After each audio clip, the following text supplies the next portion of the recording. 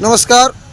आज आपण मुरुड या ठिकाणी आहोत आणि आज बांधकाम विभागानं केलेली कारवाई या ठिकाणी जे अनधिकृत स्टॉल होते या ठिकाणी अंडा आमलेट असेल, भेळचे गाडे असतील आणि इथं फ्रूटचे स्टॉल काही होते या ठिकाणी अनधिकृत हे त्यांना नोटीस गेल्या 25 तारखेला पोच केली आणि त्यानंतर प्रशासनाने या ठिकाणी कारवाईचा बडगा उठवलेला आहे.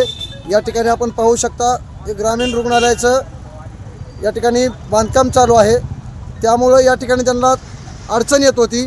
परंतु या झालेल्या कारवाईवर आपल्याला बोलण्यासाठी इथले जे काही व्यापारी होते, लहानसे छोटे मोठे जे व्यापार करून या ठिकाणी उदरनिर्वाह करत होते, त्यांच्याशी आपण चर्चा करूयात. आपल्यासोबत दादा वाघ आहेत. काय सांगाल या झालेल्या आजच्या कारवाईबद्दल? आजच्या कारवाईबद्दल आम्ही सहमत आहोत प्रशासनासोबत. फक्त विषय काय झाला, लेटर आलं तर धाराशिवचं, पण पूर्ण मार्केटच्या लोक काय म्हणले की धाराशिवचं लेटर कसं काय, कारण आपलं बांधकाम वगैरे ते लातूरचं, तर त्यापैकी कुणीच काढले नाही. ते अचानक आले. अचानक आल्यानंतर समजेची धावपळ झाली आणि बरेच इथं नुकसान झाले, गाड्याची नुकसान झाली, पत्रे हे झाले. तरी बी आम्ही प्रशासनाला विनंती करून 2 तासामध्ये समजा हटविलं. आणि आम्हाला बी गर्व आहे की आमच्या एवढ्या मोठ्या मुरुडमध्ये एवढा दवाखाना व्हायला आहे, त्यांनी आम्ही सहकार्य करू शकतो आम्ही. पण विशेष अतिक्रमण फक्त आमच्या गाडीचं नाही, कारण हे दवाखान्याचा विषय नाही, अगर बस स्टँडचा विषय नाही, त्या बाबतीत आम्ही सहमत आहोत. पण अख्ख्या मुरुडमध्ये ज्या ठिकाणी अतिक्रमण आहे ते अतिक्रमण तुम्ही आधी बघा. आम्ही सहमत आहोत प्रशासनाच्या बाबतीत. आम्ही काही सध्या बोलत नाही.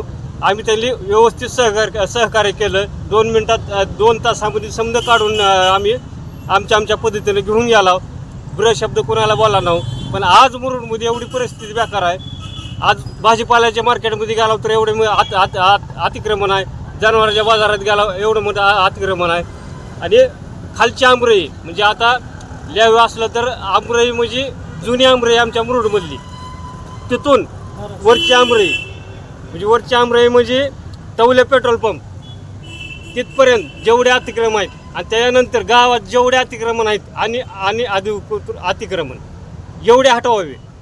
स्थानिक प्रशासनाकडे आपली काय मागणी राहणार आहे? स्थानिक आम्ही काय करणार आहोत, बांधकाम विभागाला आम्ही पत्र देणार आहोत. आणि जेवढे बी अतिक्रमण आहेत ना ते आमचे भाऊबंद आहेत, ते बी करून खायलेत, आम्ही बी करून खायला. मग तुम्हाला अतिक्रमण आता मोठे लोक हे इन्व्हॉल्व आहेत, त्यांचे अतिक्रमण कुठं आहेत आम्हाला माहीत आहेत. आम्ही उद्या बांधकाम विभागाला पत्र देणार आहोत आणि त्यांनी आम्हाला सहकार्य करावं.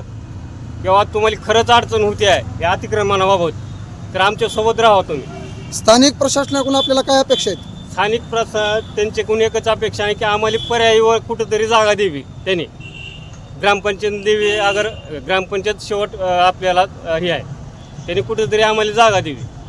आपल्याकडे आणखीन एक जण बोलण्यासाठी आहेत. साहेब, काय सांगाल आजच्या झालेल्या कारवाईबद्दल? आता कसं आहे, इथं गरीब माणसं जगतात ह्या रोडला.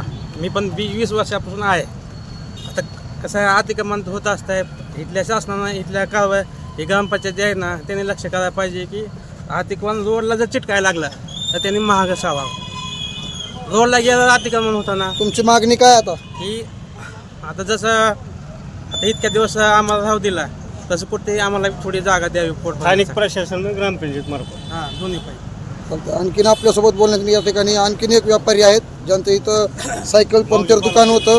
यांना विचारूयात, काय सांगाल आजच्या झालेल्या कारवाईबद्दल? मी 11:30 वाजेपर्यंत या ठिकाणी होतो. मी 40 वर्ष जर या ठिकाणी बसलेलो आहे. पण 11:30 वाजेपर्यंत मी ह्या ठिकाणी बसलो असताना मला कुठलाच इथं कोणी आलेलं नव्हतं.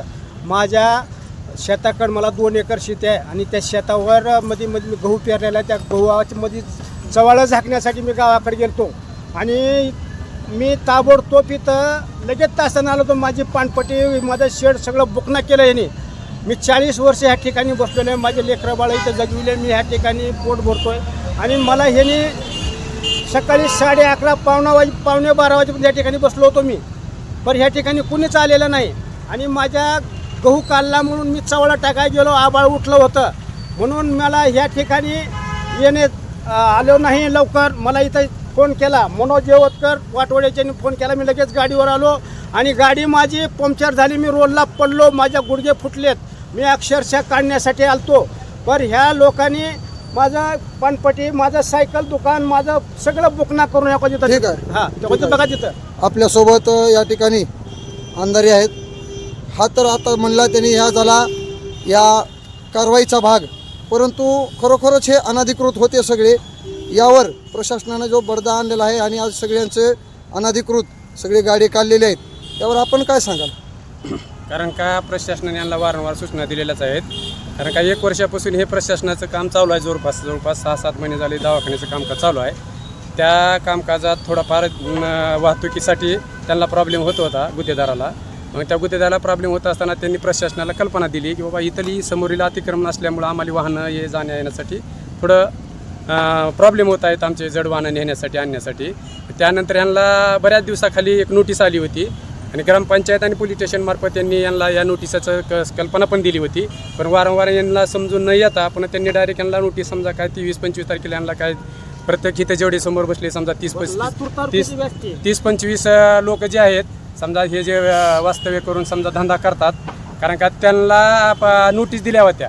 नोटीस दिल्यानंतर एक शासनानं त्यांना एक जबाबदारीने सांगितलं होतं की तुम्ही सरळ रीतीनं काढून घ्या. ह्यांचं काम आहे की बाबा आपण प्रशासनाला आपण 30 वर्षापासून या ठिकाणी बसला होतो, प्रशासनाला कोणताच प्रॉब्लेम नव्हता. आज मुरुड ही मोठी सिटी होत आहे आणि दवाखान्याचं मोठं डेव्हलपमेंट होत असताना याला आपण सहकार्य करण्याची भावना यांनी ठेवली पाहिजे आणि यांनी ठेवली. परत काही लोकांनी काढून घेतलं, काही लोकांचं राहिलं. कारण का निष्काळजीपणा यांच्या अंगलट असलेला आहे.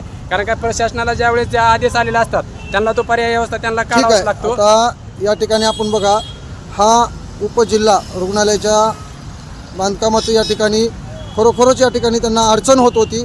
त्यामुळे हे अनधिकृत सर्व यांनी काढून घेतलेलं आहे. परंतु या सर्व लोकांचं एवढंच म्हणणं आहे, आम्ही प्रशासनाला सहकार्य केलेलं आहे, या ठिकाणी आम्ही आमचे स्टॉल काढूनही घेतलेले आहेत, परंतु याची पर्यायी व्यवस्था स्थानिक प्रशासनाने कुठंतरी यांना करून द्यावी आणि यांच्या रोजीरोजगाराचा प्रश्न मार्गी लावावा, एवढंच यांचं म्हणणं आहे.